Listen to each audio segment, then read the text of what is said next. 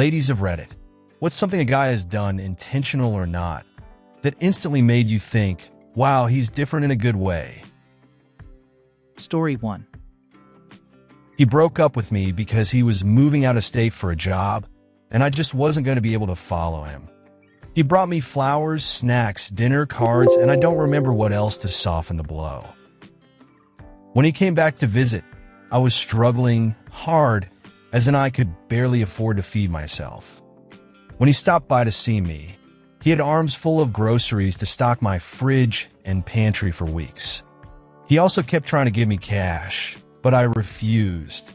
After he left, I found money stuck under something on my counter. Can't remember what. He died a few years later in a car accident. Chris, you were one of a kind.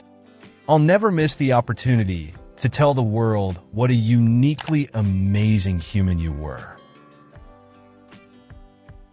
This made me cry. My ex also passed away unexpectedly. Seizure. He was incredible. I was in residency and would cancel dates all the time because I was exhausted or overworked. Not only did he understand, he would get a week's worth of food delivered to my apartment every time I canceled.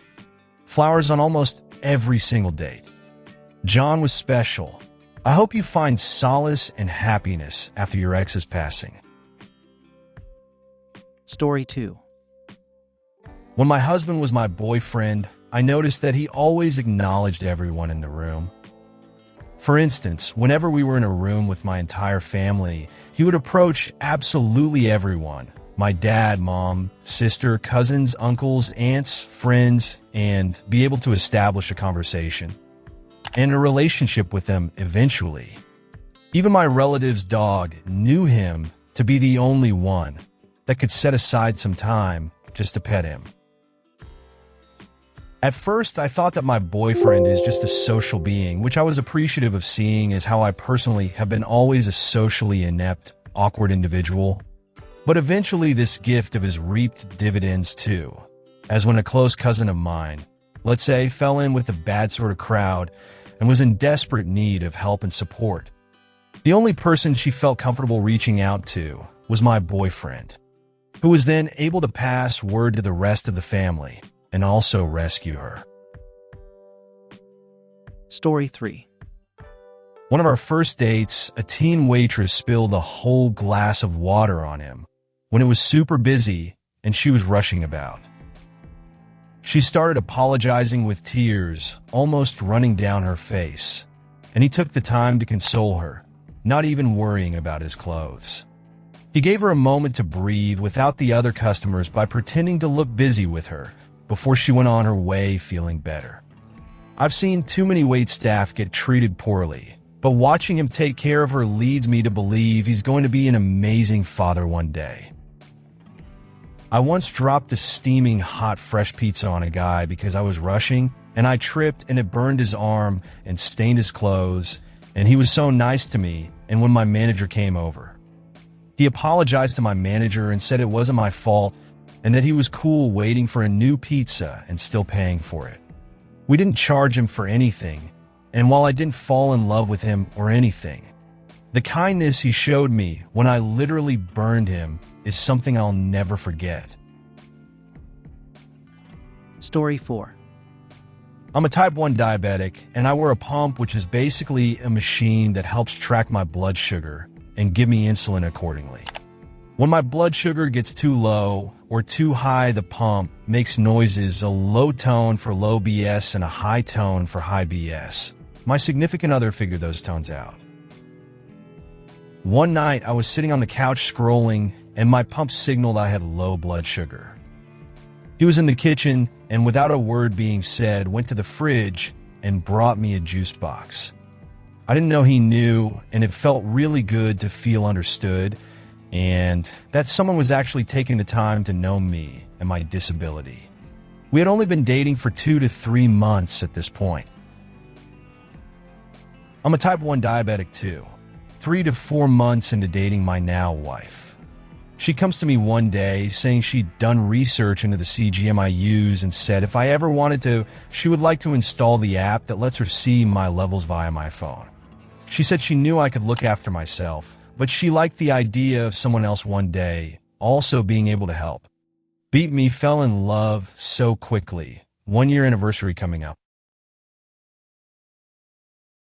I am sorry to get grim, but my nephew died almost 20 years ago because he took an insulin shot and then vomited up his dinner because he had stomach flu and he got low blood sugar. His girlfriend slept at his side as he died in his sleep that night. Being able to remotely get real-time alarms on your phone and your loved one's phones is fantastic. It would have saved him. Their baby was born 8 months later. We still see her sometimes. 18-year-old now. Also type 1. Her mom monitors her blood 24/7 by phone app. If you enjoy our channel, we'd love to invite you to become a member. Joining is easy. Just click the join button on our channel homepage or beneath any of our videos. Your support means the world to us, and as a member, you'll gain access to exclusive perks and content. Thank you for being part of our community. We look forward to welcoming you as a member soon. Story 5. When I started dating my guy, he knows how obsessed I am with rocks and beach combing. We live on the beach, and I'll go look for shells for hours, and he never complains. The first road trip we took together, he took me to the biggest natural rock formation on the West Coast, Morro Bay. I'm a grown-ass adult, and he never made me feel stupid for my love of rocks and collecting. And when we got there, he said, "I know how much you love rocks, so I brought you to the biggest one I could. You just can't take this one home, unfortunately," something along the lines of that. I start crying immediately, because I was always made fun of by my previous relationships for it. My wife is a geologist and geophysicist. I constantly tell people, you know that phase that every kid goes through, where at the end of the day, their pockets are full of all the cool rocks they found. Yeah, she never outgrew that. I love her to pieces, and her obsession with rocks is wonderful. Makes birthday gifts way more affordable. She wants rocks, not gemstones. Story 6. I went out with this guy I was newly dating, plus 3 other friends one time. We went to the food court to eat, and all of 5 of us had different food choices, so we went on our own to order. Unfortunately, my food took longer to make, and eventually I saw the 4 of them, including the guy I was dating, back on the table with all their food. Finally, when I got my food, I went to our table to see the 3 of my friends digging on their plates while his was untouched. I asked, "Is something wrong with your food? Why haven't you touched it?" He said, "I was waiting for you." I swear I never forgot that moment. I'm now married to him. Edit. Let me just add that my food took about 5 minutes longer than theirs.